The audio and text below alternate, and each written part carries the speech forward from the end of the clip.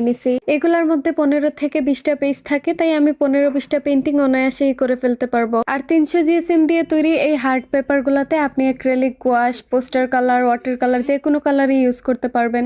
এইগুলার আবার 3টা সাইজ রয়েছে, আমি মিডিয়ামটাতে আর্ট করতেছি। এখন আসি কালারে। ভাই আমি বলে দিলেও সমস্যা, না বললেও সমস্যা। পেজ মেনশন করে দিলে বলেন শুধু প্রমোশন করতেছি, আবার যদি না করি তাও আমার ইনবক্স ভরাই ফেলেন। পেপার কই থেকে নিছি, কালার কই থেকে নিছি, ব্রাশ কোথা থেকে, এইগুলা জিজ্ঞাসা করতে করতে। তো যেহেতু আমি ক্যাডমিয়ামের প্রমোশন করতেছি, আমার ইউজ করা সব রকম আর্ট সাপ্লাইজই ক্যাডমিয়াম থেকে নেয়া। এখন অনেকে বলবেন যে একই ভিডিওতে বললেই তো হয়, বারবার কেন বলতে হবে? তো এর কারণ হলো একে তো প্রোডাক্ট ভিন্ন থাকে, তার উপরে একই ভিডিও সবাই দেখে না। যাই হোক, তো আগেরবার আমি এই রাউন্ড পেডে যে আরেকটা পেন্টিং করছিলাম, ওইটা আপনারা অনেকেই রিক্রিয়েট করেছিলেন। এখন দেখি আপনারা এটা কে কে রিক্রিয়েট করেন। আমার কিন্তু এই বিষয়টা অনেক ভালো লাগে যখন আপনারা আমার পেন্টিং দেখে রিক্রিয়েট করেন। যাই হোক, তো এই পেন্টিংটা আপনাদের কাছে কেমন লাগলো অবশ্যই কমেন্টে জানাবেন। এ পর্যন্ত এইটা।